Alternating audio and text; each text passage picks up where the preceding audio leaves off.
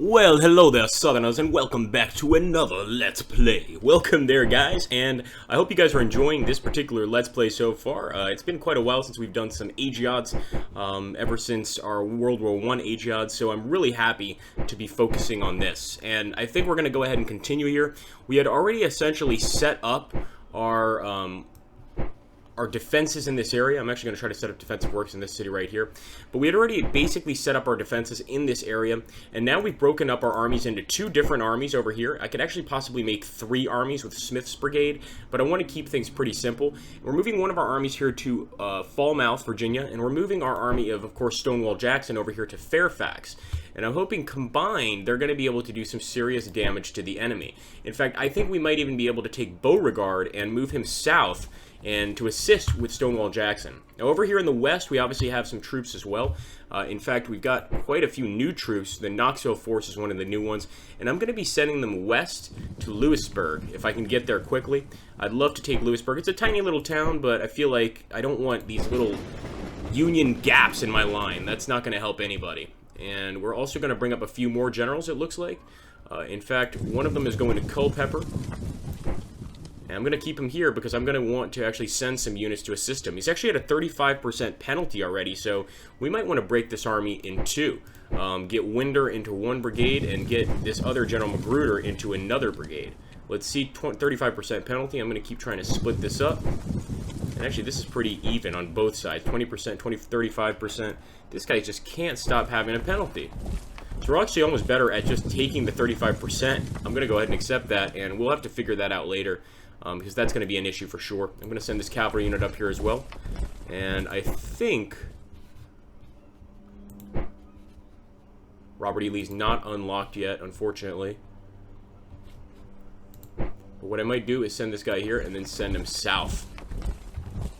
Let's hope this works, guys. We're going to go and end the turn and see what happens. I want to make sure we don't have any other units over here. We do have quite a few units that are trying to get into this area, of course. And probably the first way in is going to be over here by Alexander, Illinois. And in fact, that's it. So that's going to take 58 days, even if we take a train. In fact, even if we synchronize movement, we can't get there that quickly. It's just going to take a few turns to get there, unfortunately. I'd actually prefer if we go through New Madrid and go this way, because there are some Union soldiers there that apparently are looking for a fight. We've got to stop that. Let's head to our Texas Brigade. We should have some European Brigade. Somebody explain that to me. We should have some reserves here in Texas that can assist us. So I'm going to be sending them up here to the north, where we have most of our battles. Alright, guys, let's end our turn. Let's hope for the best. Burnside's all the way up there. I don't have to worry about him. First, I'm going to jump here. Just make sure we've got all of our CSA line infantry ready to go.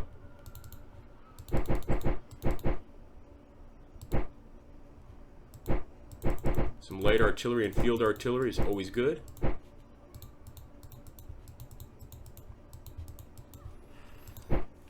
Okay, so we could build armies in Virginia and South Carolina, armories, excuse me, in Virginia and South Carolina. I think that's absolutely something we want to do. Arsenals in Trans-Mississippi is probably a good idea, but I think I want to build arsenals in Georgia, which is a bit farther away, so I don't have to worry as much. And let's go ahead and take a look at declare complete cotton embargo, promise territorial concession, or offer trade concessions. I don't want to offer any of these things right now. I think I want to just end the turn and hope for the best. So here we go, guys. We're going to end our turn, and we're going to hope that our men manage to fight it through. We're definitely outnumbered right now by the Union, so let's just hope that we could take everything in front of Prince George a lot safer. At that point, we could start to defend and rebuild these armies, and maybe even make a large army like the one we see in Washington, D.C. We're liberate, so we should do well. There we go, a wonderful victory at the Battle of Manassas, not losing a single man. And I was worried Johnson was going to be hit pretty hard here. Here we go, guys. Oh, my goodness. Battle of the Alexandria Defenses. Thomas J. Jackson, the great Stonewall Jackson, broke through and did an absolutely awesome job there. Looks like we're going to send Beauregard in, but I don't know if he's going to win. Now, sadly, there was a Confederate defeat at Vicksburg against General Joseph B. Hooker, and we actually killed more of his men than he did of ours, 1,801. For Civil War standards, that is a vicious battle. But we still lost a lot of men, and sadly, we still lost the battle. Good attack. Battle of Quincy. Here's Beauregard at Fairfax, Virginia, guys, and we have won the Battle of the Alexandria defenses. And we should be taking this city with Beauregard very, very soon here, I hope, and add to a string of victories. Another loss at Vicksburg. It looks like some of our, at Fredericksburg, it looks like some of our men stayed back to fight bravely, but they couldn't beat the Union. Okay, that is a very interesting situation. So now that we've got Fairfax, Virginia, we can essentially sort of move down south, cause some severe problems to the enemy below us. So one thing I want to do is I want to build some depots here. So I'm going to build a depot immediately, and we're going to have to send some unit in, probably this guy, to go ahead and get rid of this enemy unit, Joseph Hooker, that's behind our territory right now. I don't like that one bit. So I'm going to try to get rid of Joseph Hooker. I'm going to send this guy up. Do whatever we have to do to clear this guy out of here. And back here, I'm going to try to build a depot if we can. If not, that's all right. We can wait, build a depot another time. We're very close to Port Tobacco. I can't wait to totally break through. But right now, we already hold this side of the river against the Yankees, and that's going to be very, very helpful. Let me take the glorious Stonewall Jackson, go this way with him. And with this fella right here, we've taken this city back, or this town back. I want to just make sure we take the territory back and maybe cut off a few more Union lines over here. So let's try to move through with John Floyd and cause some problems. Why the hell not?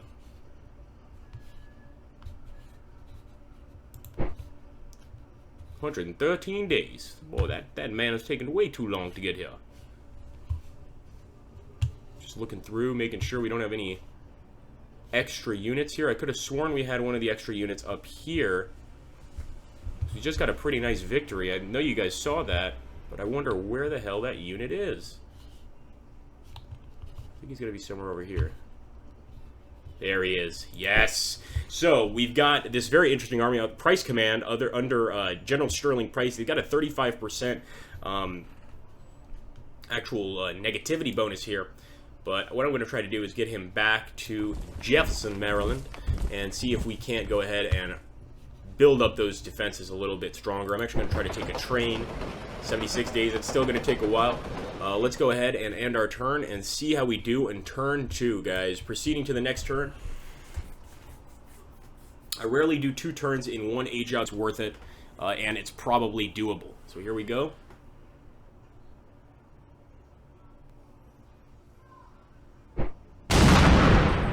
Nice! We won the Battle of Union. That's not a weird name at all for a town in the Union.